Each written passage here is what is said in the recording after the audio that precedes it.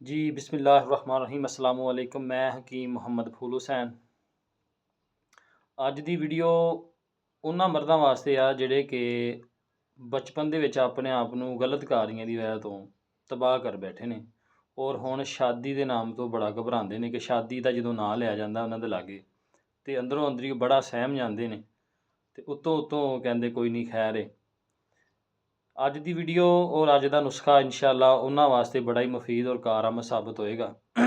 इंशाअल्लाह एक दफ़ा आजमा ਜ਼ਰੂਰ ਲਿਓ और इंशाअल्लाह ਅੱਲਾਹ ਪਾਕ ਦੇ ਹੁਕਮ ਨਾਲ ਤੁਸੀਂ ਸਾਰੀ ਜ਼ਿੰਦਗੀ ਦੁਆਵਾਂ ਦੇ ਵਿੱਚ ਯਾਦ ਵੀ ਰੱਖੋਗੇ ਆਪਣੇ ਭਰਾ ਨੂੰ।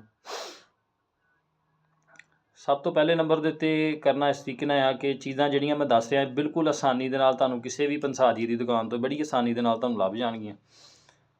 ਚੀਜ਼ਾਂ ਜਿਹੜੀਆਂ ਦੱਸਾਂ ਉਹ ਉਹੀ ਲੈਣੀਆਂ ਏ, ਉਸ ਤੋਂ ਬਗੈਰ ਚੀਜ਼ਾਂ ਨਹੀਂ ਲੈਣੀਆਂ। ਇਹ ਨੁਸਖਾ ਬਣਾਉਣਾ ਵੀ ਕੋਈ ਮੁਸ਼ਕਿਲ ਨਹੀਂ ਹੈਗਾ, ਬਿਲਕੁਲ ਕੋਈ ਆਮ ਇੱਕ ਛੋਟਾ ਜਿਹਾ ਬੱਚੇ ਨੂੰ ਵੀ ਅਗਰ ਤੁਸੀਂ ਦੇ ਦਿਓ ਤਾਂ ਉਹ ਵੀ ਇਹ ਤਿਆਰ ਕਰ ਲਏਗਾ।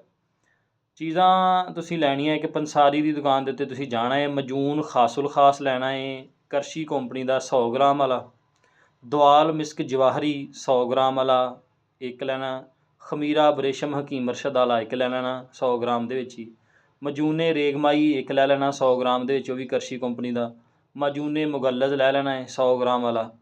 ਔਰ ਜਵਾਰ ਮੋਹਰਾ ਅਤੇ ਜਵਾਰ ਖੁਸੀਆ ਇਹ ਇੱਕ ਡੱਬੀ ਲੈ ਲੈਣੀ ਆ। ਕੋਸ਼ਿਸ਼ ਕਰਿਓ ਕਿ ਇਹ ਅਜਮਲ ਕੰਪਨੀ ਦੇ ਲੱਭਣ, ਅਗਰ ਅਜਮਲ ਦੇ ਨਾ ਲੱਭਣ ਤਾਂ ਫਿਰ ਹਮਦਰਦ ਦੇ ਲੈ ਲੈਣੇ।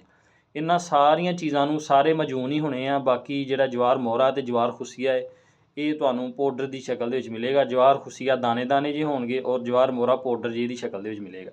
ਇਹਨਾਂ ਸਾਰਿਆਂ ਮਜੂਨਾਂ ਨੂੰ ਅਤੇ ਇਹਨਾਂ ਪਾਊਡਰਾਂ ਨੂੰ ਇੱਕੋ ਜਗ੍ਹਾ ਦੇ ਉੱਤੇ ਹੱਲ ਕਰ ਲੈਣਾ।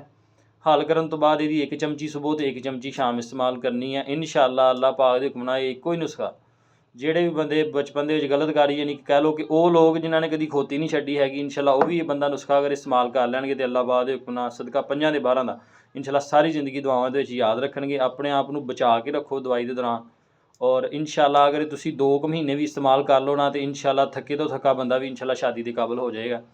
ਔਰ ਅਗਰ ਜਰੀਆਨ ਇਹਤਲਾਮ ਦਾ ਮਸਲਾ ਆ ਜਾਂ ਟਾਈਮਿੰਗ ਦਾ ਮਸਲਾ ਹੈ, ਇੰਸ਼ਾਅੱਲਾ ਸਾਰੇ ਮਸਲੇ ਇਸ ਚੀਜ਼ ਦੇ ਵਿੱਚ ਹੱਲ ਹੋ ਜਾਣਗੇ। ਨੁਸਖਾ ਮੈਂ ਇੱਕ ਦफ़ਾ ਫਿਰ ਤੁਹਾਨੂੰ ਦੁਬਾਰਾ यानी कि दस दिना है कि मजूने खासुल खास लेना है करशी कंपनी का 100 ग्राम वाला। दुआउल मिस्क जवाहरी 100 ग्राम। करशी कंपनी का खमीरा बरेशम हकीम अरशद वाला 100 ग्राम। मजूने रेगमाही 100 ग्राम वाला। फिर मजूने मुगल्लज़ 100 ग्राम वाला करशी कंपनी का। जवार मोहरा और जवार खुसिया ये सारिया चीज़ों एको जगह ते यकजां कर लेना है तो यदी 1 चमची सुबह तो 1 चमची शाम खाने तो बाद इस्तेमाल करनी है। इंशाअल्लाह अल्लाह पाक दे हुक्म दे नाल तुसीं इक्को ही नुस्खा इस्तेमाल करन तो बाद जिन्ना भी मर्जी बंदा थके तो थके भी होवे इंशाअल्लाह अल्लाह पाक दे फजल दे नाल वो शादी दे काबिल हो जाएगा इंशाअल्लाह।